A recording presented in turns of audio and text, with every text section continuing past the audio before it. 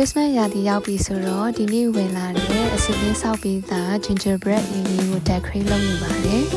။မဟုတ်ဖို့ဆရာလည်းမလိုဘူးအထဲမှာပါတဲ့ decorating icing တွေ jelly တွေ candy တွေနဲ့ကိုကြိုက်သလို decorate လုပ်လို့ရပါတယ်။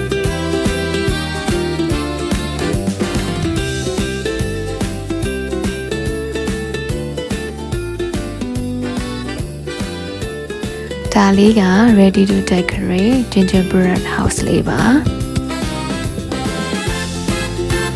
။ဤနဲ့တူမလေးနဲ့2ယောက်အတူတူ decorate လုပ်တာဒီအိမ်တစ်လုံးလုံးပြီးဖို့ကို2နာရီလောက်ကြာပါတယ်။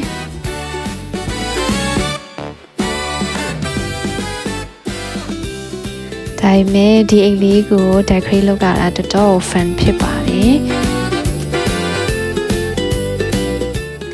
နောက်ဆုံး gingerbread house လေးဘယ်လိုထွက်လာမလဲဆိုတာဗီဒီယိုလေးကိုဆက်ကြည့်ပေးကြအောင်နော်။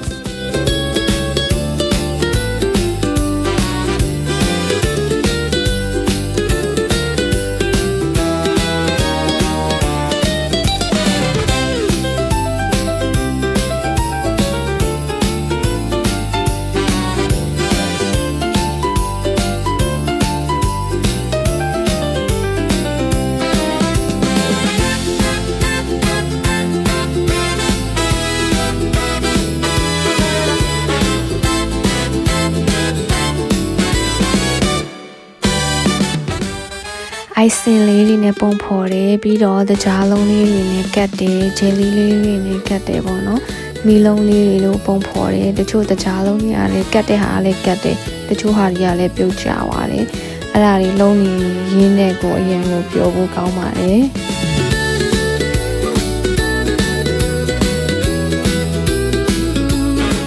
နောက်ဆုံးတော့ Christmas gingerbread house လေးပြီးသွားပါပြီ။